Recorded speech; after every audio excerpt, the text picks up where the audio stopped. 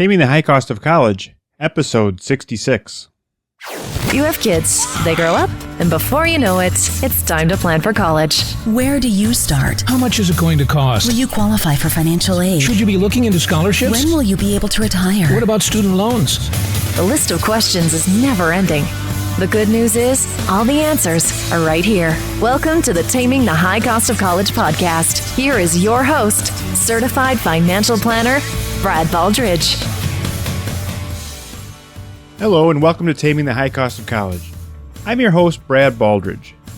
Today we have a great interview with Kat Clowes. She's the author of Putting College to Work, and it's a great book that I reviewed a little bit earlier in the podcast about 6 weeks ago.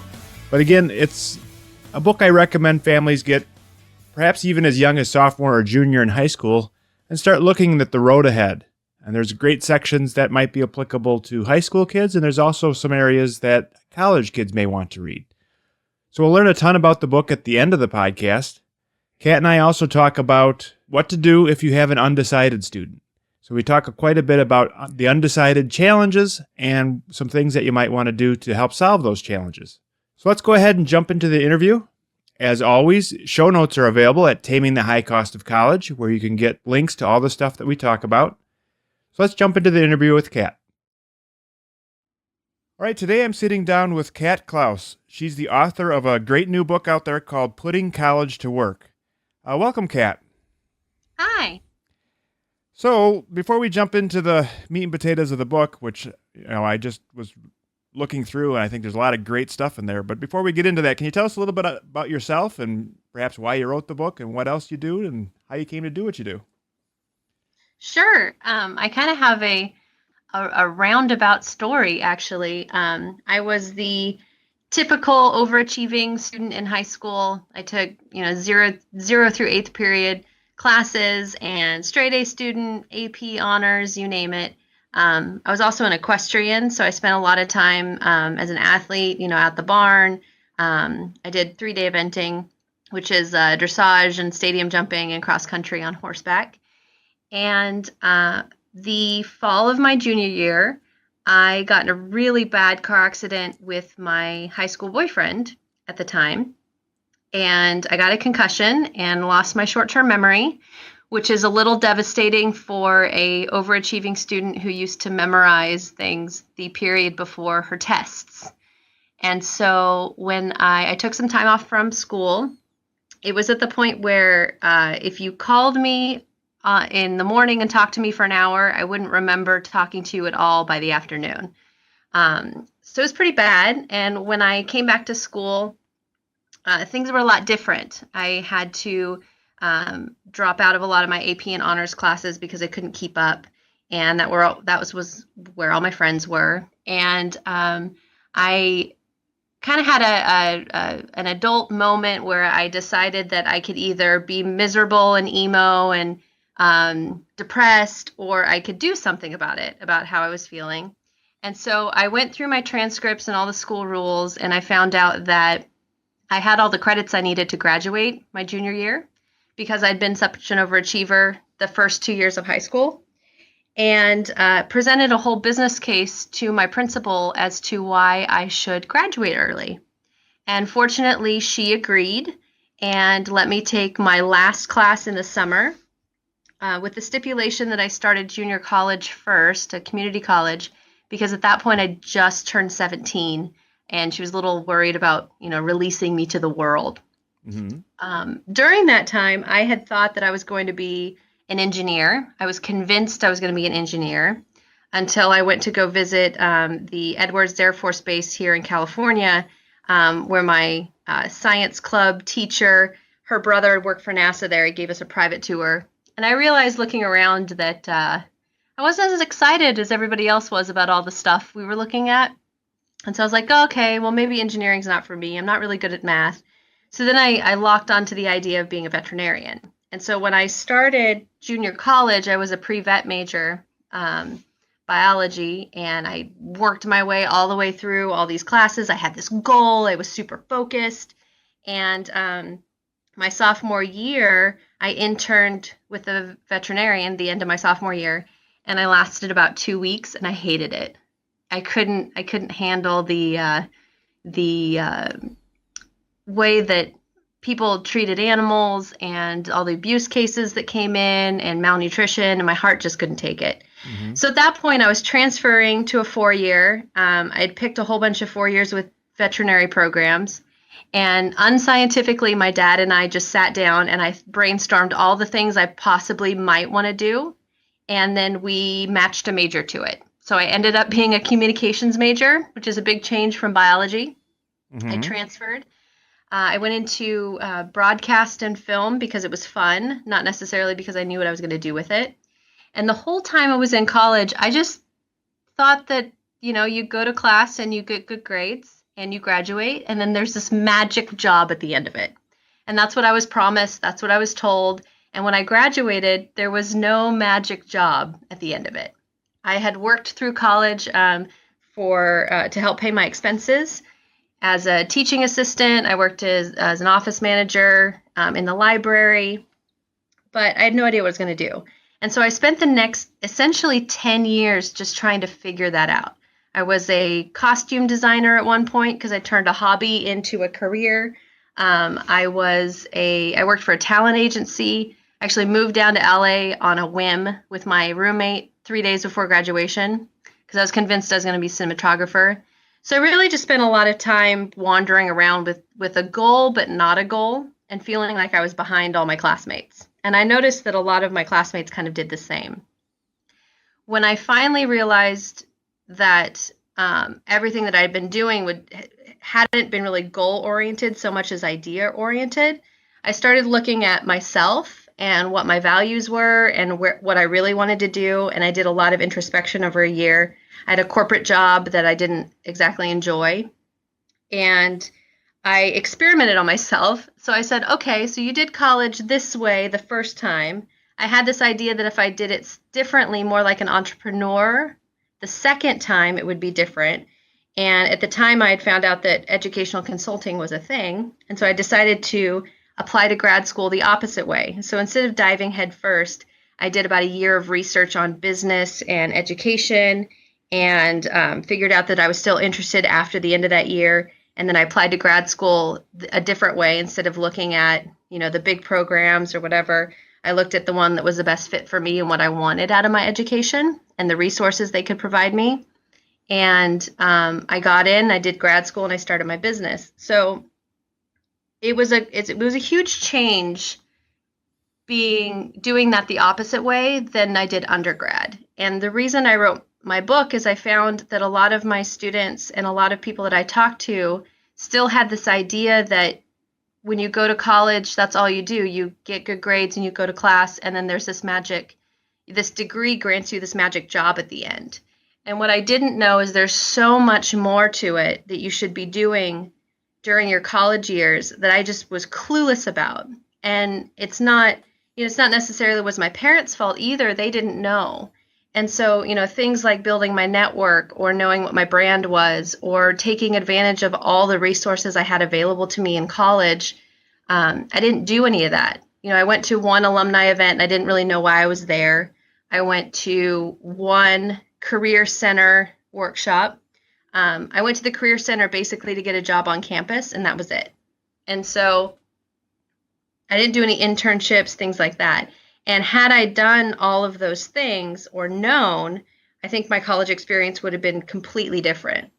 And I went to Santa Clara, which is a really good school. I just didn't know how to use it.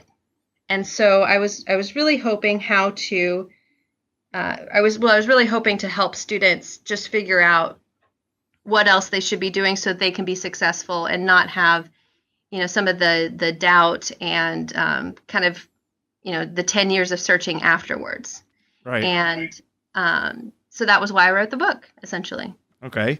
Yeah, so I've perused the book a little bit, and there's lots of great topics in there. But if I'm a parent of an undecided student, I think I should be reading your book, or my student should be reading your book. But let's talk a little bit about why. I mean, some of the stuff that you cover in the book, I think would be helpful. So let's dive into some of the material and give some examples, if we could. Sure. So if I'm an undecided parent, my typical problems are, we don't know what schools we want to go to because we don't know what majors we want. And, so we're just kind of floundering. What's your advice if you're in that position? First and foremost, students tend to get really panicked when they don't have a label to attach themselves to. I was one of those students, so if I didn't have engineer or veterinarian or communication attached to my name, I felt like I was floating and floundering, like you said. And so if a student really doesn't know what they want to do, the first thing that they should start building is a sense of who they are and what they're really good at. And the first section of the book really talks about that. It's discovering your values and because once you know what your values are, it's really easy to make decisions. And your strengths. In high school, you concentrate so much on your weaknesses and comparing yourself to other students that it's hard to see what you're really good at. And so helping students identify their strengths and their skills and, kind of what they're looking for out of life in general. And there are a lot of assessments and things that students can take that will help them with that. But overall, in high school, students should be trying out different subject areas, different events, going to different clubs or meetings, activities, and just getting their hands a little bit dirty and discovering, what did I like about that? What did I not like about it? The first thing that I have students identify really is what they absolutely do not enjoy doing. And that's a really good basis because once you know what you don't enjoy doing, then you can start focusing on what you do enjoy. And I would tell students, or I would tell parents not to shy away from the students' true interests. I've talked with a lot of parents who are worried that their teenage son is playing video games too much. And I confess that my brother actually made an entire career out of video games. And so it is possible, he's not a game tester, he's not a computer coder, he's on the business end of the gaming industry. And so if your student has an interest that seems a little out there, you're not really quite sure, it doesn't fit into the traditional career paths, try to encourage them to investigate the industry or the hobby that they're already interested in, because a lot of times they'll find out more about themselves and why they're interested in one thing over the other. So for example, I loved theater. My parents would not allow me to major in it because they weren't quite sure what I would do with a theater major. But the things that I love about theater and what I enjoy doing in theater have helped me in life in general, being able to get up and talk in front of people, putting on a little bit of a show, having that connection with the audience, stepping into somebody else's shoes. It's a little bit of emotional intelligence. And once I identified that, then it was, that's what I enjoy doing. So there are other career paths that maybe aren't acting that I can plug that skill into. And there are a lot of careers out there that don't exist yet. And so that's hard to plan for because in 6 years, there might be a position or an industry out there that we haven't heard of yet. Right. And so if you can help your student experience a whole bunch of different things and be introspective about what they liked and didn't like about it, or what they're trying to accomplish in life in general. In the book, it helps students step backwards. So if they want the Maserati and the huge billionaire status, what do they need to do tomorrow to get there? And so that makes it a little bit more actionable as opposed to, well, someday I would like to. And turn that more into, tomorrow I have to Google this thing. Right. Or I need to investigate over here. I need to go to this conference. And so it's helping students who don't know what they want to do to discover that. Right. So let's divide the undecided student, because I think another area of concern for some people is some undecided students are very motivated. They're just undecided as to what direction to take their motivation. And I think there's another batch of undecided students that aren't even motivated. So the idea of, let's read a 300-page book to figure out what you want to do with your life, to be like, well, I'm not motivated. I'm not going to read a book. I'm not going to do much of anything. I'm just kind of stumbling through life. So do you have any pointers for the parent that feels like maybe their kid is not going to read a book or take a whole lot of action? What can the parents do at that point? For coming back to the video game example, a lot of the students that are interested in video games, and this is a sweeping generalization, and I don't mean it to be, but for the sake of brevity, I'm going to use a generalization. A lot of video game players aren't the most motivated people in school, and that's okay because they are very motivated when it comes to this one particular hobby. I bet that your student spends, 5 to 6 hours a day, if he could or she could, on their console. They're, playing with a whole bunch of, teammates on their headsets. They're networking. They're playing all these games. They know all the different specifics about the games and the cheat codes and all this other stuff. And they're motivated in this one particular area.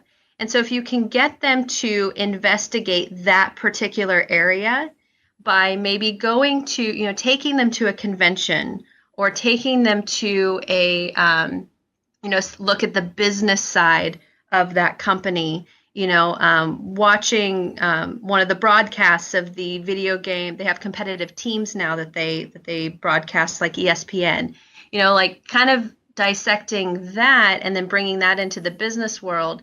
They're more likely to be a lot more motivated if they know that it's possible to turn this into a career. Now, for the student who wants to play, guitar in his garage all day, or her day, it's a little bit more challenging, but it's still doable. And so you have to be really creative. It's not your typical, my son or daughter wants to be a lawyer, career path. You just have to be really creative. It's the same thing if your student's really interested in writing, or, they spend a lot of time in their journal or reading. You have to be a little bit more creative in finding, the industry that goes with that and investigating that industry. But usually when a student is really interested in a particular area that's not academic, they're going to be more likely to investigate that area in a career sense than they would, reading a history book or reading a 300-page book or that sort of thing. Right. So what parents can do is they can read the book and then try to help guide their student through that interest that they have. I don't want to say it's the rabbit and the carrot, holding the carrot in front of them, but it is a little bit, because if they can get excited about something, then it's easier to go through this path and this process. Yeah. So I guess to summarize, if you can take whatever they're doing to the next level or two and say, well, what would a professional in this area do? There's owners of stores and stuff that sell skateboards or music equipment. There's manufacturers of all that stuff. There's designers of all that stuff, salespeople, and et cetera, in any hobby or industry.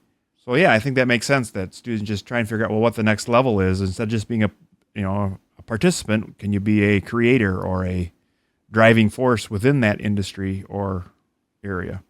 Exactly.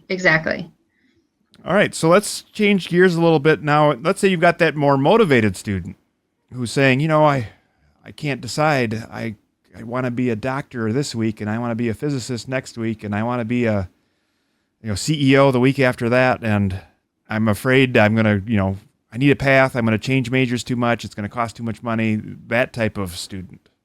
For that type of student, I would have them start brainstorming what all those different areas have in common, because a lot of times there will be some sort of commonality between all the interests that they have, whether it be a skill set or like an industry or something along those lines. If your student's really motivated already, it's just helping guide them in the right process. To a lot of students who are interested in engineering and pre-med, and but maybe they're interested in psychology or they're interested in biology too, the first thing that I have them do actually is go job shadow people who are in that field. Because of the fact that when you're in high school, you tend to think that there's only 10 careers out there, 10 or 15 generally. You have your big sweeping labels: doctor, lawyer, business person, nurse, teacher, whatever your parents do. And what students don't realize is with that one job, there are so many different specializations. There's so many different avenues that you can go down, that they kind of pigeonhole themselves before they start. And so if you can get them job shadowing with a professional, and most professionals are open to having, talking about their career and giving words of advice to students, I found. Not only will the student discover, is this something that I really want to do? That's how I discovered I did not want to be an engineer. It's how I discovered that I did not want to be a veterinarian. So that you get that box kind of checked off, but then also usually that job shadowing experience will open up the industry and all the different things that you can do with it. And so, you go shadow a cardiologist and then find out that there's a specific interest there, and somebody else that works in the office or that cardiologist mentions, and there's, different specialists in the field. And then you get interested in, something that being a doctor that helps with music therapy or something, and that combines music and medicine and, all these different things. And so if you can get them to start taking action and doing more investigative work, that's going to open up the world, and then they're going to be able to figure out really what combination of their talents is going to be the best in that industry. Now, if they're, wanting to be in theater and then be a doctor, there's some sort of commonality there that probably is, helping people or giving them an experience or something like that. So if you can look at that skill set, it'll be a little bit easier to deduct whether or not the medical route's the right route or the theater route's the right route. And if you have enough time in high school, encourage them to job shadow in each of those different areas that they're interested in, because they're going to glean a lot more information. And then that job shadowing experience might lead to another one, which leads to another one. And they're going to get just more and more information and the things that they should do. Right. So now I've run into parents that occasionally, the student is passionate about theater, let's say. Mm-hmm. And, sometimes a dad is a businessman or a business owner or whatever. He's saying, well, I object to that major because there's no path. I'd much rather they go into nursing or engineering, or essentially, it seems like there's some majors that are kind of job training and some majors that are kind of life learning. What's your opinion as far as a parent, what your role in helping with that is, or do students need to be decided, undecided? How do we break that logjam? I think that there's a big push right now, like you said, to turn majors into career training. And with parents, you're sending your student off to college so that they can become a well-rounded educated, that's what I was trying to say, individual. And so you want them to have a wide range of classes and experiences so they can be exposed to a whole bunch of different ideas. And there's a big push right now towards all the STEM majors, or, what are you going to do with that particular major? That doesn't mean that an English major or a history major or a philosophy major is any less valuable. It's just a little bit harder to figure out what you're going to do with it exactly. And I think that's the hardest part, is that a lot of parents see, exactly like you said, what are you going to do with a theater major? Why am I paying for a theater major? When if you do some more investigative work, or your student does, there's a whole wide range of things that your student can do with theater. Business actually is one of them. Sales and marketing, that's all theater. Being a corporate trainer, that's again theater. You have to be able to keep your audience entertained. I'm sure that everybody has been in that meeting where somebody's reading the PowerPoint presentation to you and you're just waiting for the hour to be over. But with a theater major, you can entertain, you can communicate, you can get a point across easily. And so with a lot of those paths, I wouldn't discourage your student from pursuing them so much as I would encourage them really doing some more investigation as to how they can turn that part into a career that's maybe not as straightforward as nursing or engineering, where you just kind of get tunneled in, to the industry. There are a lot of tech companies and STEM-based companies now that are hiring liberal arts majors because they're the ones that bring all the ideas in and the innovation and that sort of thing. So if your student is looking at a major path that doesn't have that set kind of tunnel, don't panic and don't say, oh, no, you're not doing that. I'm not paying for that. Right.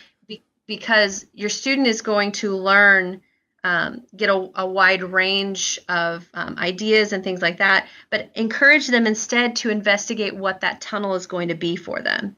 If they're an English major, do they want to go into publishing? If so, have they job shadowed with a publisher? Have they investigated into that area?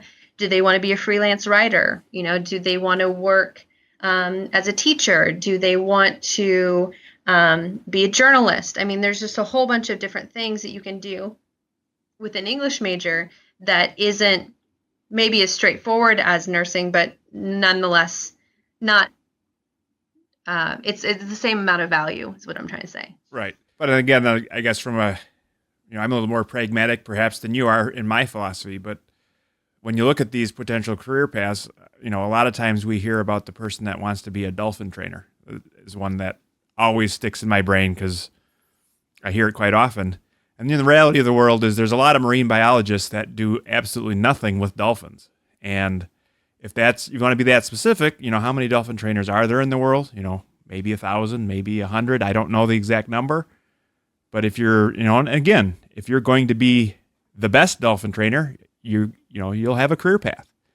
But if you're going to be one of thousands and just average or below average, it's just like music, right? There's a certain number of music majors that are rock stars and work in the orchestras and create music for movies and do all kinds of wonderful, high-paying things. And there's a lot of musicians that play on Friday night for almost free and then have a day job.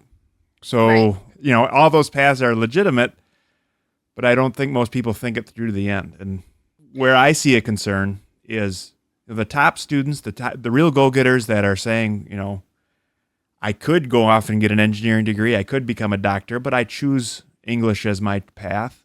They're probably going to do okay. Where I have trouble is when the students are going to a third or fourth tier school for a major that's not real popular, and they'll probably graduate with C's, and then where are they going to go? Right, and I think that's where the process that the book kind of outlines will help them realize either that's probably not the best path for me because it's not necessarily I'm not going to be the best dolphin trainer in the world, but it might help them identify either joining the association to start networking with the best dolphin trainers in the world and either working for them or being trained by them, etc. Or it's going to help them realize that what is it I really like about dolphin training? I like working with the animals. So maybe I should be a zoologist, or maybe I should do this over here.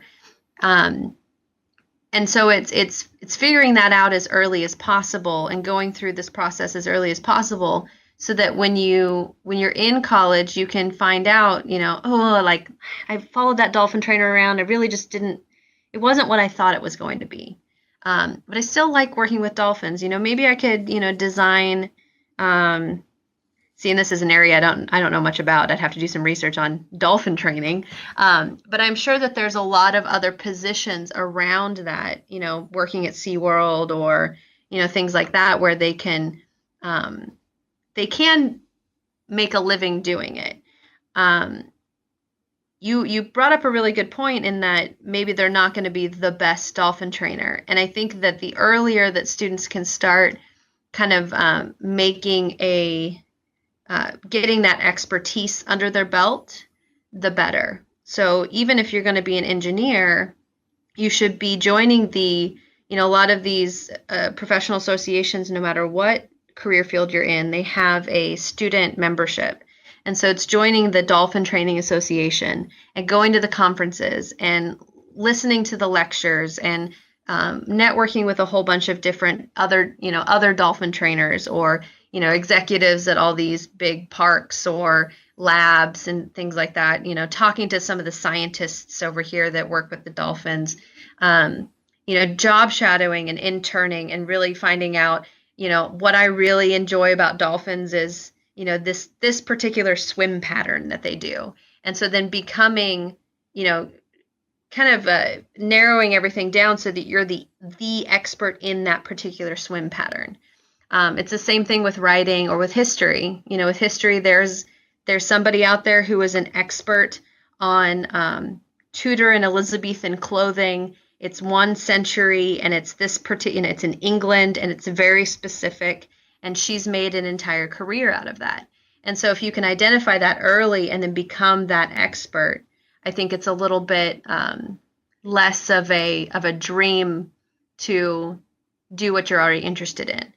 With that said, if you're going to go into a job and then do music as a hobby, say, then try to get, you would encourage your student to try to get a job in a skill area that either involves music or uses the same skill set, so they're not, a miserable doctor trying to be a rock star in their garage later on in life, which is where a lot of my fellow classmates kind of fell into, is they went into these career fields that had a guaranteed job at the end of it. And then in 4 or 5 years, they got really depressed and kind of had these quarter life crises, saying, this is my life. This isn't what I wanted out of my life. But at that point, they've already invested so much money and time that they just continue kind of being slightly miserable and just doing what they can. And so it's a line to walk, definitely. But I think that the more investigation and the more of this process that students can go through, the more they're going to learn about themselves so they don't get in that situation. Right. All right. So I think we've talked quite a bit about some undecided and that kind of stuff, but there's a lot more in the book than just the narrow topic we've talked about. So let's talk a little bit more about the book, because I know there's like 4 main categories. Can you give us a minute on each category and what it's about and, why we would care? Sure. My publisher and I worked really hard on making it not a read cover to cover kind of book, because I was looking at college students and they read so many textbooks to begin with. They really wanted a guide that they could kind of flip through no matter what stage in the process they were in, or if they were, looking at a job fair, they could just look at the job fair section of the book. And so we broke it up into 4 parts. The first being, it's called Put Yourself to Work. So it's all about advocating for yourself, how you have to take action, how you do take action, discovering more about yourself, and, like I said, like what you hate, what your values are, etc. And there's also a lot of time management tips, how to maximize your productivity, things like that, just kind of how to set up goals and how to work backwards. But the other part of that section that's really important is a whole chapter on personal branding for students. And so identifying what a brand is, what their personal brand is, and then how they live that and how they adjust it as they keep growing. And I think that's a concept that I learned in business school, 10 years after I got my undergraduate degree, that would have been invaluable when I was in high school. And all the sections are more how-to as opposed to me preaching to students, because I would read a whole bunch of books that gave me a lot of great advice, and then I'd find every excuse under the sun not to take that advice. And so in terms of developing your personal brand, there's worksheets in the back that I have. There's areas that you can scribble in notes. There are scripts that students can use when they're calling people, etc. And so that's kind of in general about the book, is more how-to. The second portion of it is all about succeeding in school. And that can work for both high school and college. It talks about how to choose your major, how to choose your courses and formulate a plan, so you're not taking excessive courses that you're paying for, but really taking what you need and planning out for that. How to use your professors as a resource, and how to be a student that a professor would want to help, which is something that I think that a lot of students don't know. And that's a lot of advice from me being a TA and just seeing all the different types of students that would come into office hours, etc. Mm-hmm. There's a little bit about financial aid in there and scholarships that you should get while you're in school. when you're a current college student, because a lot of times you get you get scholarships your senior year, and then everything just kind of drops off. And so it's making sure that you're getting that paperwork, or if something changes, to know to talk to the financial aid office. And then it goes through all the different resources that you should be taking advantage of at your school. So the learning centers with the tutoring center, the math center, specialty help, that you can get, help on your papers before you turn them in. If you have learning differences, the different types of programs your school might offer, counseling and medical centers, and the difference between the counseling office and the medical center. So, getting your immunizations, things like that, but then also, how to identify, if your roommate's having trouble, or even if you just need somebody to talk to really take advantage of that counseling center. And then last but not least in that section is all about your summer and using your summer to the fullest. So a little bit about study abroad, exchange programs that different colleges have with other colleges. So, for example, if you're at, one particular college and you're looking to study something over here, a lot of times colleges have exchange programs where you can take classes at another school for the same price as your college. And so it's taking advantage of that in the summer. And then certifications, which is something a lot of students don't know about, especially for tech and getting that expert sort of status. Like I said, there's a lot of certifications you can get over the summer that are extra, gold stars on your resume. For example, if you are looking at a job posting and they're wanting experience on microcontrollers, which is something we'll talk about a little bit later, not microcontrollers, but looking at job postings. You can get a certification in microcontrollers from your school or from another school or online. And so if you can get that certification over the summer, that's just going to be one step ahead of all the other students, not only in your major at your school, but at other schools. And so it's really taking advantage of your summer. Right. The third section is succeeding after college. So it's setting students up for getting that job. So it's how to use the Career Center. And it's more than just coming in and asking, how do you get me a job, but all the workshops they offer, what career counselors can do for you, the assessments they offer, how to get an internship, job fairs, and how to be successful at a job fair.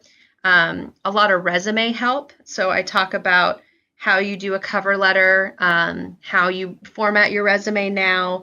They're really big on making it action-oriented, etc.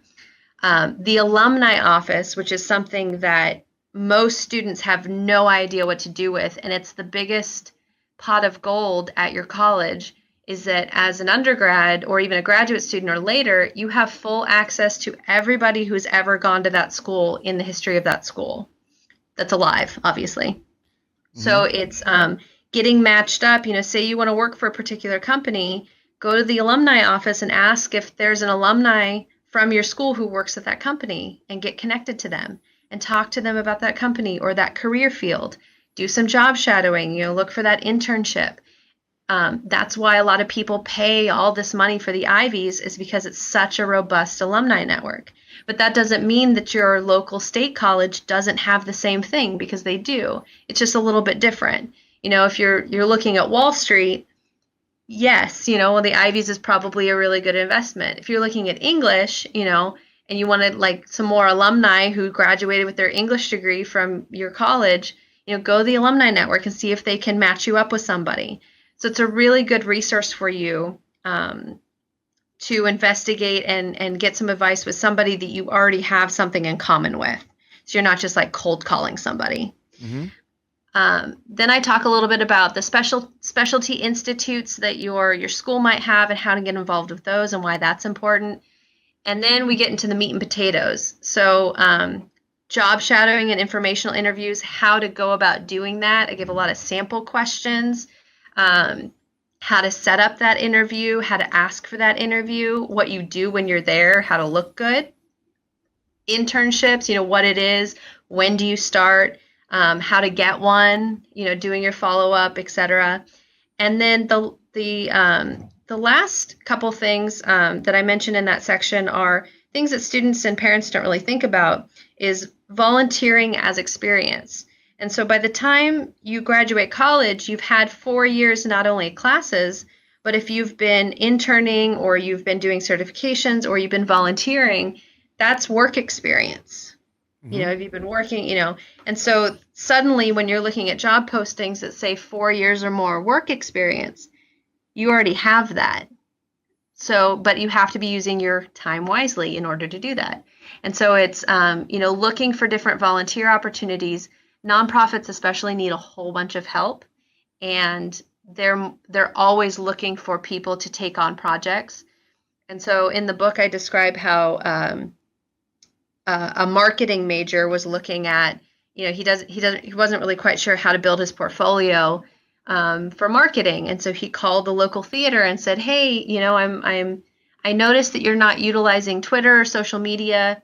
I've been to a whole bunch of your shows. I really enjoy what you're doing. Would it be possible that you would allow me to kind of test this out and develop a marketing plan for you and see if I can, yes, you're doing it for free, but by the end of that project, if it's successful, that's a lot of work experience that you wouldn't really usually get at an internship, because a lot of nonprofits are like, please, yes, do it. That's great. So you get your hands on a lot of projects that you normally wouldn't be able to touch. Going to conferences, competitions, lectures, building that network. Again, joining those professional organizations, things like that. See where other people in that industry are going to. And then there's a little analysis on whether or not you should be going to grad school, how to prepare for that, etc. The last section is all about what you need to know to be successful professionally. And so it's all the things that I wish that my parents would have told me. So what networking is, how to network efficiently, how to develop your elevator pitch, doing your homework, how to research a company, how to network with manners. I think that's really important. How to find networking events, and then how to, be a resource to your network. Crafting your resume and cover letter, how to ace an interview. So, prep time, practicing what to do the night before, during, and then after. A big part of this is using social media wisely, because students tend to post things online that aren't the most professional. Yes, and so I was going to interject there. I actually have a podcast where I interviewed an expert on LinkedIn, and I think a lot of students starting as early as high school could potentially be used LinkedIn to build their essentially online resume on LinkedIn and start building their network. So that's I listened to that podcast. It was amazing. Though there's a whole chapter about LinkedIn in the book about how to use it exactly like you said, in high school, and building up your resume and joining groups. And it's a really good reference too for finding out what companies students work for according to what school, which I think is amazing. And so it's like how to clean that up, how to live your brand online, being positive, things that we would consider common sense that aren't necessarily common sense to students. How to do it, it's called rocking your job fair. Like, what do you do at a job fair? How do you come prepared? What are you expected to do there? How do you really make the most of the companies and the hiring managers that are actually there at the job fair? And then how do you follow up? The last part is all resources, worksheets, things like that. And I think one of the most important things in the index is a timeline. I provided a step-by-step timeline per quarter or season, if you will, from freshman year to senior year of college, and a little bit beforehand. And so students or parents can keep on track as to what they need to be doing each season of each year of college. So freshman fall, freshman winter, freshman spring, and then that summer. And so it kind of maps everything out for them so they can be as prepared as possible for their future. All right. So again, the title of that book is Putting College to Work, and it's available, I assume, and I know it's available on Amazon because I'm looking at it right now on Amazon. It's also Barnes & Noble and probably wherever books are available. And it kind of reiterate where I see this book fitting in, especially for the parents of a high school student, is for a lot of families, college planning is what is our next step? And that's all we're focused on. We got to get our applications in. We got to choose a major. We got to do all this stuff. And I think reading a book like this would help you give you the long view in that stuff that you do in a college visit, as an example, might be asking about, do you offer internships?